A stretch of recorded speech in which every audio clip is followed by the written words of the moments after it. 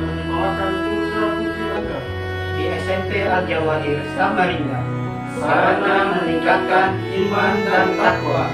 Bismillahirrahmanirrahim. Assalamualaikum warahmatullahi wabarakatuh. Waalaikumsalam warahmatullahi wabarakatuh. Alhamdulillahilladzi nahmaduhu wa nasta'inuhu wa nastaghfiruh wa na'udzu billahi min sururi anfusina wa min sayyiati a'malina may yahdihillahu fala mudhillalah wa may yudlillahu fala hadiyalah. Asyhadu an la ilaha illallah wahdahu la syarikalah wa asyhadu anna Muhammadan abduhu wa rasuluh la nabiyya ba'dah amma ba'du. Bapak Ibu yang dirahmati Allah, pertemuan kali ini kita akan bersama-sama belajar bersama-sama surat Al-Asr, Bapak Ibu ya, Wal Asri yang lebih dikenal oleh banyak orang. Al-Asr, Bapak Ibu, ini merupakan surah yang pendek ya, surah Makkiyah, diturunkan di Makkah gitu ya. Nah, surat Al-Asr ini Bapak Ibu merupakan salah satu sumpah Allah ya, dalam menegaskan atau menekankan sesuatu yang harus difahami, yang harus dimengerti oleh manusia, begitu ya. Nah, Al-Asr, demi masa. Dalam kehidupan Bapak Ibu, kita harus menyampaikan isi pikiran kita, menyampaikan sesuatu makna atau arti dari sesuatu, begitu ya. Itu kadang-kadang harus disampaikan dengan mengangkat asma Allah sebagai jaminannya, begitu ya. Nah, itu kita kadang-kadang seperti itu. Misalnya begini, benarkah kamu korupsi? Jawaban kita pasti enggak, saya enggak korupsi. Bila ditanya sekali lagi, benar nih kamu enggak korupsi, maka kita untuk meyakinkan lawan bicara kita bersumpah, demi Allah saya enggak korupsi, wallahi saya tidak korupsi, billahi saya enggak korupsi. Begitu kan ya Bapak Ibu ya. Jadi menekankan sesuatu dan meyakinkan kepada seseorang ya.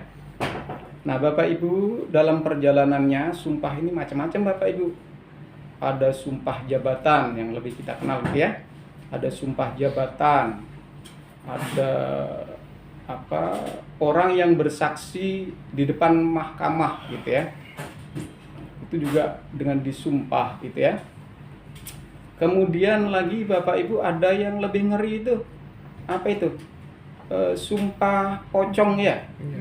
Namanya saja sudah sedap-sedap ngeri begitu ya. Nah sebenarnya Bapak Ibu tidak perlu sih sebenarnya sampai terjadi sumpah pocong apa segala itu. Kalau kita sebagai sama-sama muslim, bila seseorang telah bersumpah, Allah sebagai jaminannya begitu ya, demi Allah gitu, sebenarnya sudah cukup. Tidak perlu harus dilanjutkan dengan sumpah pocong. Tuh. Allah bersumpah itu macam-macam Bapak Ibu, mulai dari makhluk ciptaan Allah yang kelihatan begitu sampai yang tidak kelihatan. Ya, misalnya Allah bersumpah kepada matahari gitu ya. Wasamsi wadduha. Ya, kemudian Allah juga di dalam Al-Quran itu kalau kita perhatikan ada wal laili, demi malam, wal qamari, demi bulan, wan najmi, demi bintang. Nah, itu ya, itu yang di angkasa semua sana ya. Ada juga yang di bumi Bapak Ibu. Misalnya apa itu? Wattini wa zaitun, ya kan? Demi buah tin dan buah zaitun. Nah itu. Jadi dalam bersumpah itu Allah ada yang hanya kita lihat gitu di angkasa, ada juga yang kita bisa pegang, kita rasakan bahkan itu ya, sampai di sini itu ya, buah zaitun itu ya. minyaknya juga sampai di sini kita bisa menikmati gitu ya, untuk urut enak itu. Minyak zaitun itu. Nah, itu. Nah, Allah juga Bapak Ibu bersumpah dengan waktu seperti yang mau kita sama-sama pelajari ini, wal asr, demi waktu, demi masa gitu ya. Ada sedikit perbedaan Bapak Ibu ya antara waktu dan masa itu ya. Para ulama ada sedikit membedakan, kalau masa itu katanya Bapak Ibu itu lebih unlimited gitu ya. Ada masa lampau, masa kini, masa yang akan datang gitu ya, masa depan. Sedangkan waktu biasanya ada terbatas sedikit. Misal waktu zuhur, waktu maghrib, ada itu waktu sholat yang sudah ditentukan waktunya oleh Allah gitu ya. Waktu subuh, itu ya. Jadi bedanya hanya sedikit, tapi Bapak Ibu esensinya sama, itu menunjuk pada keadaan waktu, zaman gitu ya. Jadi wal asr, demi masa, demi waktu. Surat ini pendek Bapak Ibu, tapi arti dan maknanya sangatlah dalam dan luas. Sampai-sampai Imam Syafi'i Bapak Ibu ya, itu mengatakan apa ya, beliau berpendapat gitu ya, andai kata Allah itu tidak menurunkan firman yang lain, tidak menurunkan surah-surah Al-Quran yang lain, hanya surat Al-Asr ini saja, menurut beliau itu sudah cukup untuk bekal hidup manusia. Itu sudah cukup sebagai kunci sukses manusia hidup di dunia dan di akhirat. Itu. Mengapa demikian? Mari Bapak Ibu kita belajar sama-sama kita belajar ya. Dari ayat pertama, wal asr. Apa artinya tadi itu? Demi masa. Masa ini Bapak Ibu, waktu ini sangatlah berharga gitu ya. Kalau kita kehilangan uang barangkali lain waktu, mungkin besok kita bisa mencari itu, bisa dapat lagi yang lebih banyak gitu ya. Bila kita kehilangan uang, harta benda begitu, insya Allah di waktu yang lain kita bisa bekerja, bisa dapat lagi benda itu, bisa membeli lagi gitu ya. Tapi bayangin nih Bapak Ibu, kalau kita kehilangan waktu ini, tidak ada gantinya kan? Sudah berlalu, waktu sudah berlalu, habis, hilang, sudah. Allah bersumpah wal asri itu Bapak Ibu ya, demi waktu itu. Nah, nikmat yang pertama kita terima itu Bapak Ibu ternyata apa juga? Waktu, umur gitu ya. Kita oleh Allah diberi umur, diberi nikmat umur. Makanya nanti di akhirat itu akan ditanya umur kita ini untuk apa gitu. Sudah dikemanakan selama hidup ini. Makanya apa di dalam hadis Rasulullah itu, la tazallu qadama abdihi yaumal qiyamati. Tidaklah bergeser kaki anak cucu Adam gitu ya, sampai ditanya oleh Allah itu. Hatta yus'al, sampai ditanya oleh Allah. Apa yang ditanyakan? Ya, umur dikemanakan begitu ya. Nah, karena pentingnya waktu itulah Bapak Ibu Allah bersumpah demi waktu. Nah, lanjutan ayat berikutnya apa? Innal insana lafi khusri, lafi khusr gitu ya. Innal insana, sesungguhnya manusia.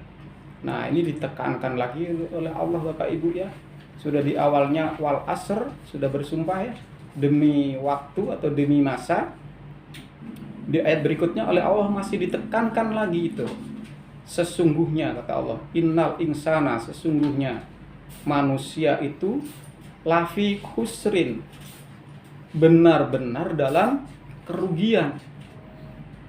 Lafi khusrin. Bapak Ibu, cara bacanya di situ harus tepat ya. Lafi. Fi itu apa artinya Bapak Ibu? Di dalam. Lafi. La apabila kita panjang la gitu ya, itu akan berubah arti menjadi tidak.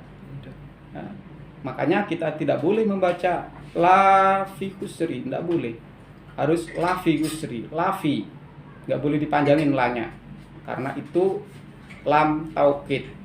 Kembali lagi bahwa Allah menegaskan tuh la fi, di dalam, benar-benar di dalam. Ya, Bapak Ibu bisa melihat misalnya ini saya contohkan ya. Kartu ini Bapak Ibu kalau masuk segini, ini artinya sudah masuk belum? Belum. Ya, masuk, tapi baru setengah. Tapi kalau lafi masuk penuh. Kelihatan enggak Bapak Ibu? Tidak. Tidak. Artinya benar-benar masuk. Artinya benar-benar dalam kerugian manusia itu. Nah, dalam ayat berikutnya, untung Bapak Ibu ya, firman Allah tidak stop hanya sampai di lafi khusr. Nah, andai kata hanya cukup sampai di situ, semua manusia itu merugi Bapak Ibu ya. Semua manusia itu merugi dan celaka gitu ya. Khusr itu bisa diartikan juga celaka Bapak Ibu, bisa diartikan juga binasa gitu. Kebinasaan ya. Tapi arti yang lebih disepakati oleh banyak ulama itu merugi. Tapi sebenarnya celaka juga merugi, binasa juga merugi. Makanya di situ lafi khusrin. Khusrin itu beraneka ragam kerugian begitu ya. Ya, jadi lafi khusri, khusr. Ya. Betul-betul manusia itu dalam kerugian. Bahkan bisa hampir dipastikan manusia itu rugi. Ibarat orang berdagang gitu Bapak Ibu, kalau merugi benar-benar merugi itu berarti apa? Ya rugi tenaga, ya rugi waktu, ya rugi modal.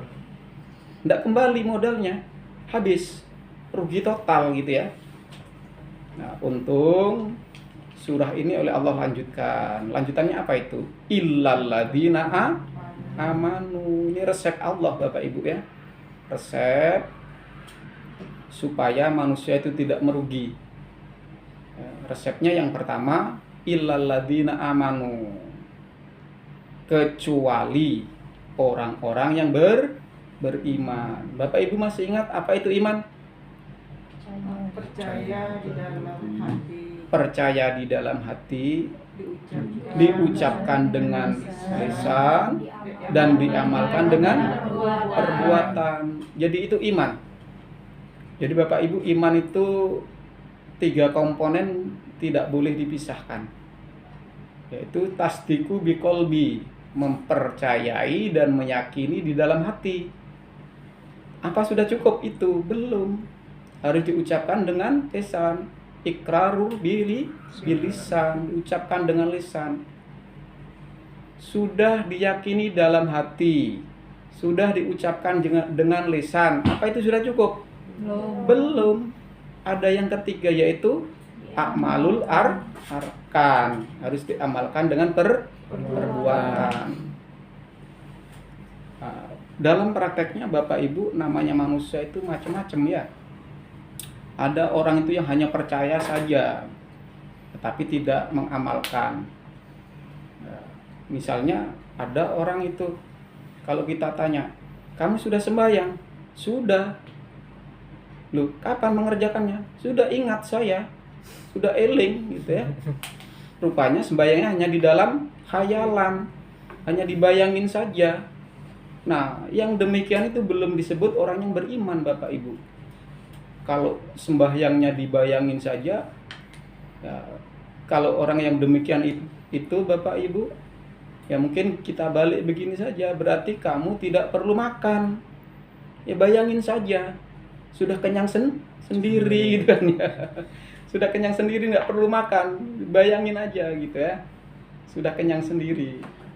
Tapi tidak demikian Bapak Ibu, kalau mau kenyang ya perlu makan gitu ya.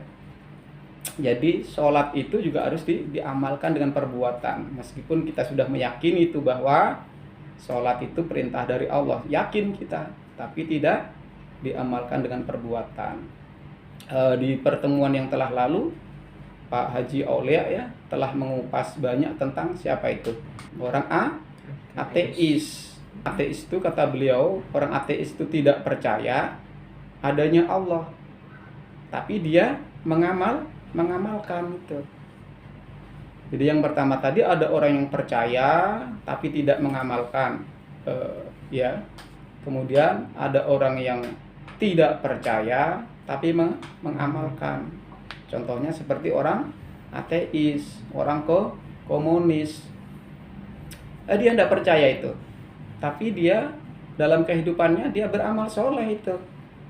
Ya, dia bangun jembatan, bangun jalan gitu ya, menemukan ini, menemukan itu, dia berkarya itu.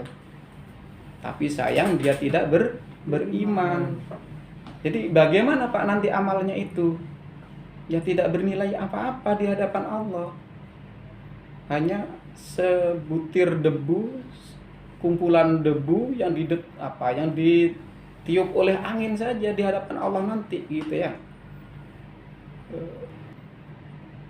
Tidak bernilai apa-apa. Lain dengan orang yang percaya dan mengamalkan, dinilai oleh Allah.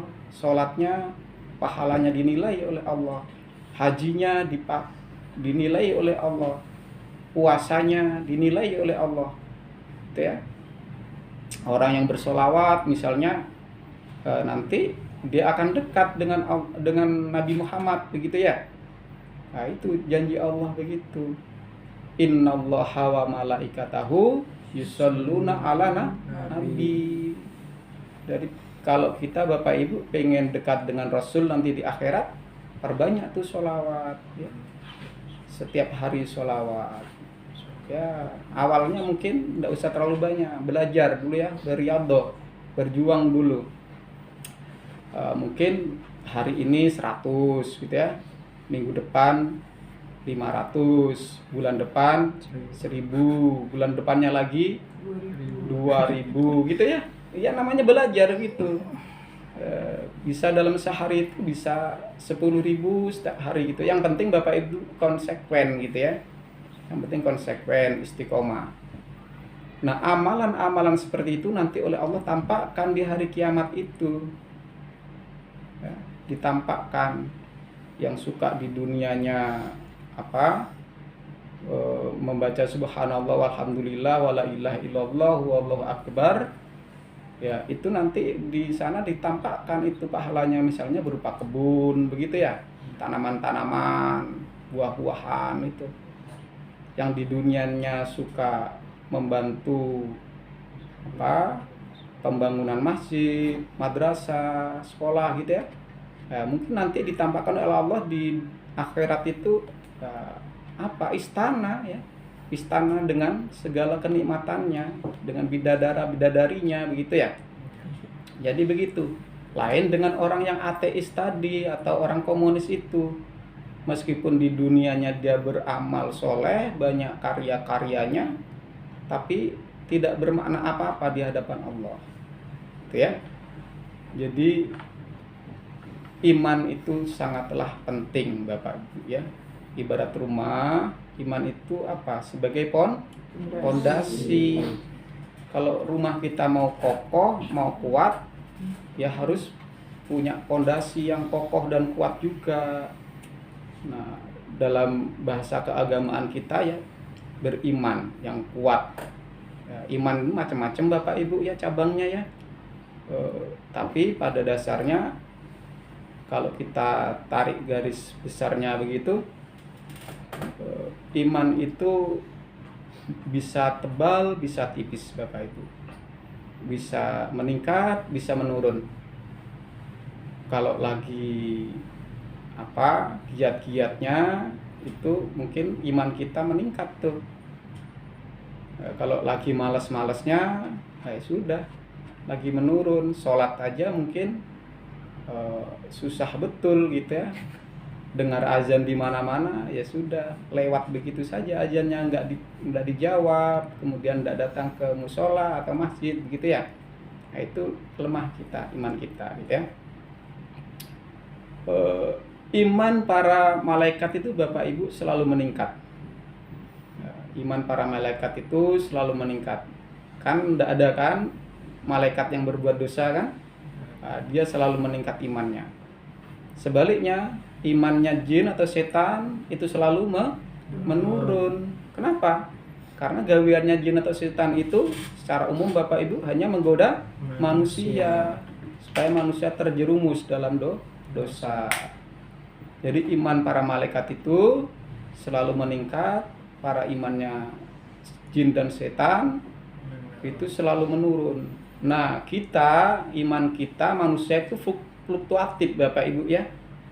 Kadang naik, kadang turun. Gitu ya. Kalau sudah kenceng-kencengnya, naik-naiknya itu bisa mengalahkan derajatnya malaikat tuh. Ya kan? Seperti Rasulullah itu saat Isra Mi'raj itu. Malaikat Jibril saja tuh tidak mampu sampai ke hadapan Allah sana. Sampai ke Sidratul Muntaha begitu. Kata malaikat Jibril apa? Sudah ya Rasul, saya sampai sini saja. Silahkan Rasul melanjutkan perjalanan. Jadi malaikat Jibril pun tidak sanggup itu sampai di hadapan Allah sana. Sedikit lagi melangkah kata malaikat Jibril, dia akan terbakar begitu. Itu menunjukkan apa? Bahwa manusia itu pun apabila amalnya bagus, imannya bagus, dia bisa melebihi derajatnya malaikat. Seperti yang dicontohkan oleh Rasulullah. Tapi sebaliknya Bapak Ibu, kalau sudah lagi jelek-jeleknya imannya manusia itu ya bisa lebih jelek daripada jin dan setan, bahkan dengan hewan sekalipun. Ya. Ada kan manusia itu yang kadang membunuh, memperkosa, gitu, memperkaos gitu ya. Itu sudah bal adalhum gitu ya, sudah jelek daripada hewan derajatnya. Itu ya, sudah berbuat maksiat. Jadi iman manusia itu fluktuatif, kadang naik, kadang turun, gitu ya. Oleh karena itu setiap hari kita harus berdoa itu kepada Allah supaya iman kita selalu meningkat. Nah, Bapak Ibu, dengan iman itu saja resep dari Allah apa sudah cukup itu untuk mengurangi kerugian tadi? Belum. Resep Allah berikutnya apa? Supaya kita tidak rugi itu, yang kedua ayat berikutnya yaitu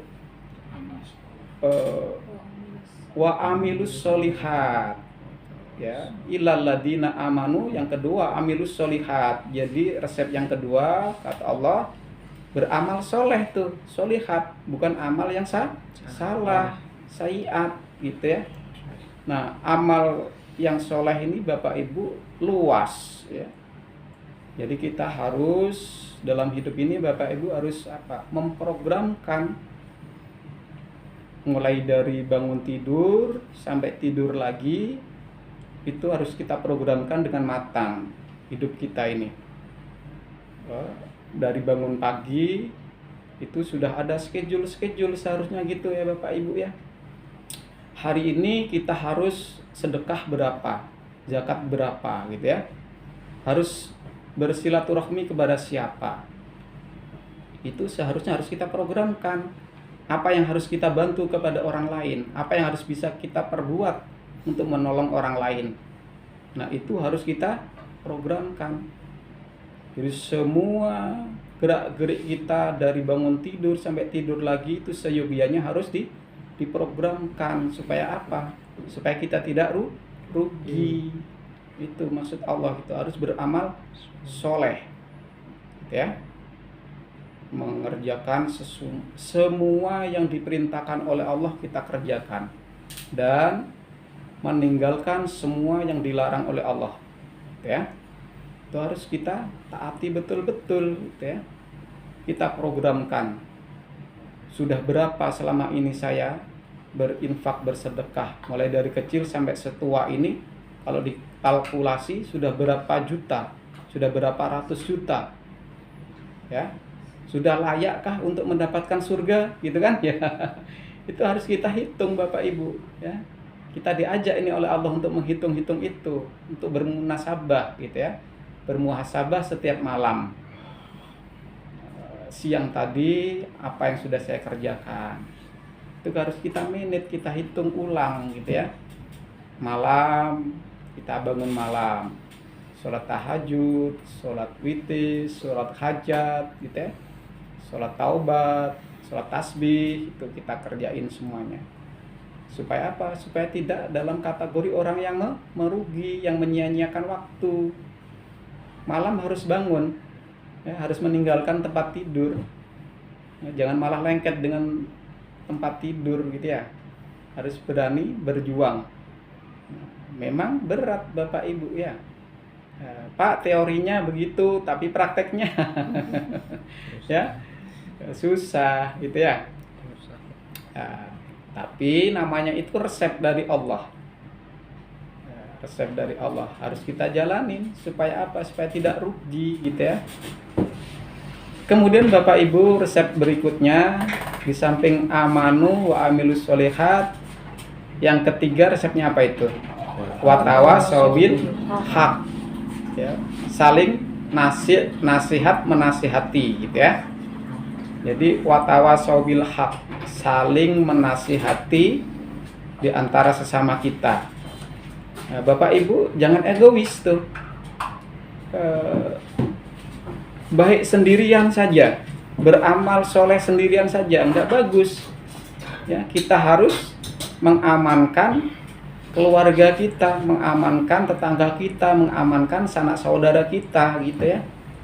Jangan egois. Terlalu luas Bapak Ibu ya, surga itu untuk kita sendiri gitu ya. Memangnya kita mau masuk surga sendirian kan enggak kan ya Bapak Ibu ya. Maunya kan kita semua, teman kita, keluarga kita, orang-orang tercinta kita, bahkan orang yang tidak kita kenal pun asal seiman, itu ya harus kita sayangi, harus kita doakan supaya sama-sama masuk surga gitu. Nah, caranya bagaimana? Ya harus saling nasihat menasihati gitu ya. Yang tua menasihati yang muda menasihati yang tua gitu ya. Yang miskin menasihati yang kaya menasihati yang miskin gitu kan ya. Saling mengingatkan dalam kebaikan Bapak Ibu ya. Nah, ini konsep ini lekat dengan ini ya Bapak Ibu, dengan amar ma'ruf nahi mungkar, berdakwah ya. Watawasau bil haq ini berdakwah untuk kebaikan ya. Amar ma'ruf nahi mungkar, menyuruh kebaikan dan mencegah kemungkaran. Pak, tidak mampu mencegah kemungkaran, ya paling tidak kalau tidak mampu dengan kekuasaanmu, dengan tanganmu. Kalau tidak mampu dengan tanganmu, ya dengan hatimu. Ada orang berbuat tidak baik, paling tidak kita tidak dukung, kita tidak senang, itu sudah selemah-lemahnya iman sudah ya Bapak Ibu gitu ya. Jangan egois, harus saling wasiat mewasiati, saling nasihat menasihati. Gitu ya. Misalnya si miskin, boleh aja si miskin misalnya, si kaya, hartamu sudah menumpuk nih, keluarkan dong untuk saya ya. Jangan hanya 2,5% saja, bila perlu 10%. Kalau enggak kamu keluarkan hartamu, nanti kamu di akhirat disetelika ya. Ya, kan begitu.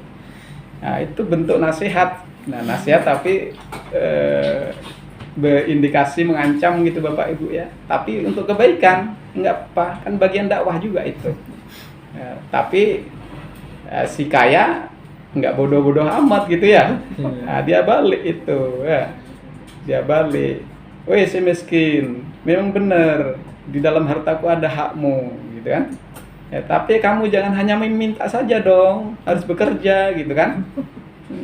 Bukankah al-yadul ulya khairum min yadus sufla gitu kan. Tangan yang di atas lebih baik daripada tangan yang di bawah. Ya, kalau kamu hanya mengharapkan dari saya, berarti kamu pemalas dong. Nah gitu. Ya saling menasihati itu ya. Bilang si kaya juga begitu. Kadal fakru ayakunal kufron gitu ya.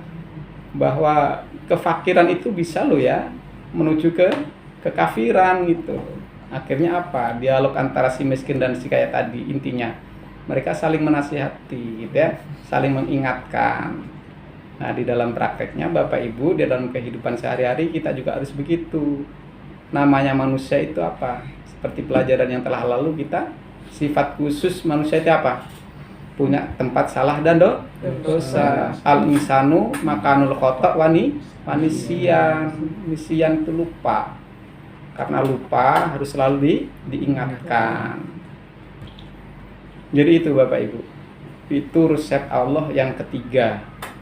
Nah, amanu, amilus sholihat, kemudian watawasau bil haq, saling menasihati dalam kebenaran atau kebaikan. Yang terakhir yaitu watawasau bil haq, watawasau bis sabr, ya, saling menasihati dalam kesabaran. Agama ini perlu berjuang Bapak Ibu ya. Kita dalam beragama ini perlu berjuang, ya. Perlu kesabaran. Ditimpa musibah kita harus sabar, ya. Ditimpa penyakit seperti sekarang ini ada virus corona gitu ya, ya kita harus sabar, ya, di samping dengan ikhtiar, sabar menerima cobaan. Lalu apalagi Bapak Ibu, sabar dalam ketaatan kepada Allah. Ada syariat-syariat Allah yang harus kita kerjakan, ada perintah-perintah Allah yang harus kita kerjakan, ada larangan-larangan yang harus kita taati. Itu juga harus kita betul-betul pegang itu ya. Watawasau bis sabr. Jadi kita Bapak Ibu kadang-kadang tuh ada orang marah-marah gitu, habis kesabaran saya katanya begitu kan. Nah, sebenarnya tidak demikian, sabar tidak ada batasnya. Tapi kadang-kadang kita sendiri tuh memberi batasan itu. Sudah habis kesabaran saya katanya gitu. Itu tidak dibenarkan Bapak Ibu ya. Sabar itu ya tidak terbatas. Itulah kualitas kita, keimanan kita. Bisa nggak menahan tadi ujian, cobaan, ya. Ujian. Hidup itu perlu perjuangan Bapak Ibu ya. Jadi itu resep Allah yang apabila kita jalankan kita akan selamat dunia akhirat. Jadi resep yang pertama tadi iman. Resep yang kedua amal soleh. Iman dan amal soleh baru setengah tuh kerugian kita. Masih ada setengah lagi, yaitu watawasau bil haq, watawasau bis sabr. Itu Bapak Ibu ya. Bapak Ibu, ayat ini memang pendek ya, tapi arti dan maknanya setelah kita kaji tadi itu betapa luas gitu ya Bapak Ibu ya. Makanya tidak salah kalau Imam Syafi'i mengatakan andai kata Allah tidak menurunkan surah yang lain, ini sudah cukup. Jadi 4 tadi itu Bapak Ibu kita sudah cukup tuh sebagai bekal kita untuk nanti menghadap kepada Allah. Mungkin itu Bapak Ibu ya kajian kita membahas surat Al-Asr, surat yang sangat pendek tapi artinya dan maknanya bukan main untuk kita. Demikian, barangkali ada yang bertanya gitu ya, kita perdalam dalam diskusi, kita nyantai aja Bapak Ibu ya. Silakan kalau ada yang mau disampaikan Bapak Ibu. Sambil santai, silakan. Angkat suaranya Bu. Assalamualaikum warahmatullahi wabarakatuh. Waalaikumsalam warahmatullahi wabarakatuh. Terima kasih atas waktu yang sudah diberikan kepada saya. Saya izin bertanya Pak mengenai surat Al-Asr ini yang tadi sudah Bapak jelaskan. Jadi di ayat kedua tadi kan ada di ayat kedua itu menggunakan Allah menggunakan kalimat kata innal insana, maka bukan innan nasa, kan sama-sama artinya juga manusia. Jadi itu pertanyaan dari saya. Terima kasih. Wassalamualaikum warahmatullahi wabarakatuh. Waalaikumsalam warahmatullahi wabarakatuh.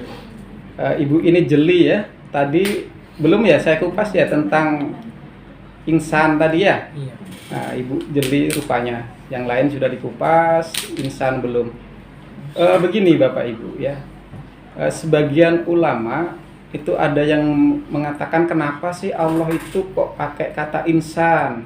Insan artinya apa Bapak Ibu? Manusia.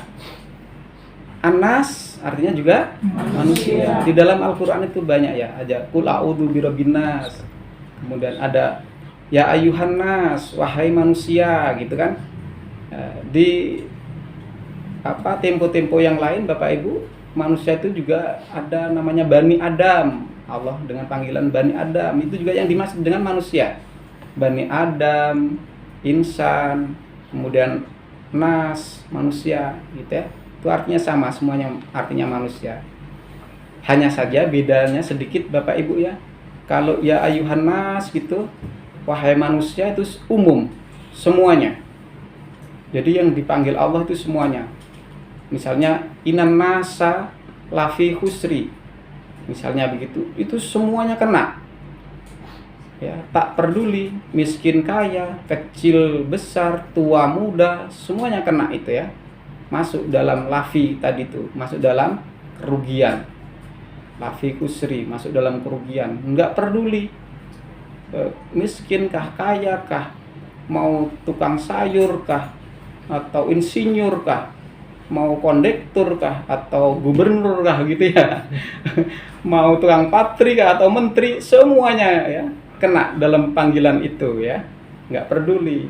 Makanya Allah memakai kata insan. Setelah kita kaji, kita teliti, ternyata yang merugi itu enggak semuanya manusia itu. Ada misalnya anak yang masih bayi, balita, kan enggak kena itu, enggak merugi. Ada anak kecil misalnya bulan puasa, dia enggak puasa makan, ya enggak apa-apa, dia belum kena hukum Allah tadi, jadi tidak merugi. Termasuk ini orang-orang yang mohon maaf idiot gitu ya, itu tidak masuk dalam kategori insan tadi itu. Ya memang dia manusia, cuma keberadaannya masih oleh Allah dimaklumi karena ada uzur gitu ya. Akalnya belum sempurna atau akalnya tidak sempurna. Jadi kalau ada misalnya mohon maaf ODG gitu ya misalnya. Apa ODG itu? Orang dengan gangguan jiwa. Kok bulan puasa dia merokok di jalanan, makan di jalanan, ya nggak apa-apa, dia nggak rugi gitu ya, nggak rugi, nggak kena lafi kusrin tadi, karena dia nggak ngerti, nggak kena beban tadi. Jadi insan itu hanya yang berakal saja oleh Allah panggil kusrin, gitu ya. Jadi ada sedikit perbedaan antara innan nasa dengan innal insana, gitu ya. Mungkin barangkali itu ya, wallahu a'lam bishawab. Yang lainnya Bapak Ibu? Saya Pak. Silakan Bu In. Assalamualaikum warahmatullahi wabarakatuh. Waalaikumsalam warahmatullahi wabarakatuh. Mohon izin Pak bertanya. Silakan. Yang saya mau tanyakan di sini, bagaimana cara menasehati seseorang agar nasihat kita itu dapat diterima dengan tulus ikhlas? Mohon penjelasannya Pak. Terima kasih. Assalamualaikum warahmatullahi wabarakatuh. Waalaikumsalam warahmatullahi wabarakatuh. Ada pertanyaan Bapak Ibu ya dari Bu In. Pak, gimana ya menasihati orang supaya nasihat kita itu mempan gitu ya? Supaya nasihat kita itu dipakai gitu ya. Kadang kan ada tuh orang itu jenis orang itu Bapak Ibu ya, dinasihati masuk kanan keluar kiri, masuk kiri keluar kanan gitu ya, tidak membekas gitu ya. Kayak kita genggam genggam air aja itu, hanya sedikit sekali yang terambil gitu ya, yang nempel di tangan kita aja, selebihnya tumpah gitu ya. Nah Pak, bagaimana menasihati orang seperti itu dan supaya mereka tidak tersinggung gitu ya, mau menerima dengan tulus ikhlas gitu ya. Bapak Ibu ada pendapat misalnya yang lain, silakan. Supaya enggak saya terus gitu. Ada silakan Pak Ahmadi. Assalamualaikum warahmatullahi wabarakatuh. Waalaikumsalam warahmatullahi wabarakatuh. Terima kasih atas pemberian waktunya. saya ingin menyampaikan pendapat yang pendapat saya ini didasarkan kepada surah An-Nahl, ya, Lebah, ayat ke 125. Nah, dalam surat An-Nahl ini dijelaskan bahwa kalau kita ingin menasihati seseorang itu harus mengikuti dasar ya. A'udzubillahi minasyaitonirrajim. Ud'u ila sabili rabbika bil hikmati wal mau'izatil hasanati wajadilhum billati hiya ahsan. Inna rabbaka huwa a'lamu biman dhalla an sabilihi wa huwa a'lamu bil muhtadin. Yang artinya, himbaulah orang mengikuti syariat Tuhanmu dengan penuh hikmah dan pengajaran yang baik. Dan bertukar pikiranlah dengan mereka dengan cara yang lebih baik lagi. Sesungguhnya Tuhanmu lah yang lebih tahu siapa yang telah sesat dari jalannya. Dan dia pula yang lebih tahu siapa yang patut diberi petunjuk. Nah, berdasarkan ayat Al-Quran ini, maka ada beberapa tip ya, ada beberapa cara agar apa yang kita sampaikan kepada orang lain atau nasihat yang kita berikan kepada orang lain itu bisa diterima dan tidak menimbulkan istilahnya ketersinggungan atau kemarahan. Jadi yang pertama, kita gunakan bahasa yang halus, yang sopan.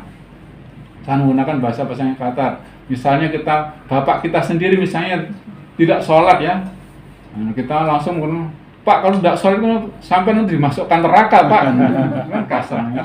Saya gunakan bahasa-bahasa yang halus ya, diingatkan misalnya.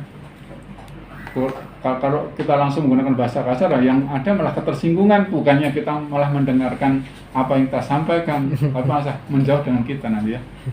Jadi menggunakanlah bahasa-bahasa yang halus. Nah, karena Bapak Ibu itu sudah pengalaman, saya kira Bapak Ibu lebih tahu lagi ya bagaimana menggunakan bahasa halus yang dan sopan itu. Yang kedua, disampaikan dengan tulus ikhlas karena Allah Ta'ala. Jadi kita memberikan nasihat itu karena Allah ya, karena perintah Allah tadi, suruh berdakwah tadi. Jadi jangan sampai nanti sudah kita nasihati 2 kali, 3 kali, 4 kali kok tidak mau lagi nih. Nah, nanti malah menimbulkan istilahnya apa ya?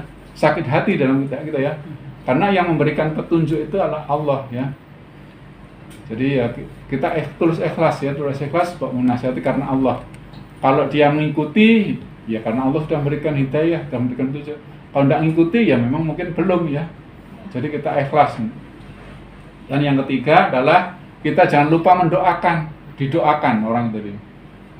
Termasuk kita juga, semoga orang itu mendapat hidayah Allah dan kita juga mendapat hidayah Allah. Sehingga kalau orang itu mendapat hidayah Allah, kita bisa mengikuti apa yang kita sampaikan dan kita tidak juga riya. Berkat aku itu dia itu bangun sholat, karena aku dia mau puasa. Ya. Jadi kita juga harus perlu hidayah supaya kita itu ikhlas. Yang keempat, apa yang kita nasihatkan itu juga harus kita lakukan. Kalau kita tidak melakukan apa yang kita nasihatkan, nanti pasti dibalik.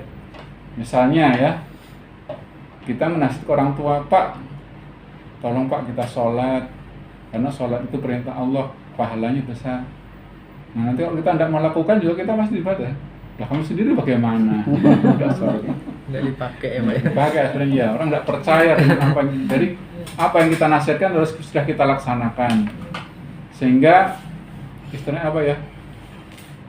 Orang percaya bahwa apa yang kita sampaikan itu baik ya, baik. Kemudian yang kelima, untuk menarik perhatian atau untuk membuka hati, alangkah kalau misalnya kita kelebihan harta atau apa, kita beri hadiah lah ya, diberi hadiah sebagai tanda istilahnya apa? Tanda kasih sayang kita. Nah misalnya kita mau nasihati orang ini kok jarang sholat, ya kita bawakan aja misalnya ya sarung atau peci atau sajadah ya. Kemudian kita ingatkan ya. Ya jadi hadiah juga insya Allah bisa membuka istilahnya supaya membuka kedekatan ya, sehingga apa yang kita sampaikan itu bisa diterima. Misalnya apa yang kita nasihatkan itu tidak diterima, harus berdebat ya. Kan itu adanya, kalau berdebat ya berdebat dengan baik. Jangan kita mencari menang sendiri. Walaupun kita yang saya sampaikan benar, tapi berdebat dengan baik, jangan mencari menang sendiri ya. Tapi kalau bisa diberikan dalil-dalil yang meyakinkan sehingga orang itu tertarik untuk melakukannya. Itu pendapat saya Pak, semoga bermanfaat. Nanti mohon Pak Pri menambahkan. Wassalamualaikum warahmatullahi wabarakatuh. Waalaikumsalam warahmatullahi wabarakatuh. Baik, Bapak Ibu ada yang lainnya mau menambahkan barangkali begitu? Silakan. Jadi Bapak Ibu ya, yang disampaikan oleh Pak Madi insya Allah seperti itu ya. Mudahan landasan ayatnya tadi sudah jelas ya. Wal mau'idotil hasanah di situ ya, dengan yang baik, wajadilhum yalati aksan ya. Itu juga konsep bagi seorang guru Bapak Ibu ya. Itu metode-metode mengajar itu di situ semuanya ada situ ya. Tinggal kita mengembangkannya. Dan yang paling penting tadi Pak Madi katanya keteladanan gitu ya. Jangan menyuruh tapi diri seorang tidak mengerjakan. Nah, itu tentunya tidaklah pas gitu ya. Mahalul hal fi hibdil lisan Bapak Ibu ya. Jadi contoh-contoh yang real itu lebih mengena daripada kita hanya menasihati melulu ya. Harus diberi contoh teladan Bapak Ibu ya. Kalau dalam filosofi Jawa itu apa? Ing ngarso sung tulodo, ing madya bangun karso. Kasih teladan itu di depan, memberi teladan gitu ya. Tentunya teladan yang baik. Bagus, baik demikian Bapak Ibu. Yang lainnya ada yang mau disampaikan? Tidak. Cukup Bapak Ibu ya. Sudah jam berapa nih? 10. Baik, terima kasih Bapak Ibu atas kehadirannya. Mudah-mudahan apa yang kita pelajari hari ini ya, kita belajar sama-sama belajar gitu ya. Mudah-mudahan dapat ridho dari Allah. Amin. Tapi yang paling penting Bapak Ibu harus kita praktekkan dalam kehidupan sehari-hari. Demikian Bapak Ibu, saya selaku pemandu ya dalam kegiatan ini. Sekali lagi mohon maaf, minta halal, minta ridho. Mari Bapak Ibu kita baca surat Al-Asr ini bersama-sama untuk mengambil berkahnya gitu ya. Mari sama-sama Bapak Ibu. A'udzu billahi minasy syaithanir rajim. Bismillahirrahmanirrahim. Wal 'ashr innal insana lafi khusr illal ladzina amanu wa amilus solihati wa tawassaw bil haqqi wa tawassaw bis sabr. Shadaqallahul azim. Terima kasih. Saya cukupkan. Kita sama-sama Bapak Ibu kembali kita tutup dengan kafaratul majlis. Bismillahirrahmanirrahim. Subhanakallahumma wa bihamdika asyhadu an la ilaha illa anta astaghfiruka wa atubu ilaik. Terima kasih. Wassalamualaikum warahmatullahi wabarakatuh. Waalaikumsalam warahmatullahi wabarakatuh. Mari bergabung bersama kami dengan menyekolahkan putra putri Anda di SMP Al Jawahir Samarinda, sarana meningkatkan iman dan takwa.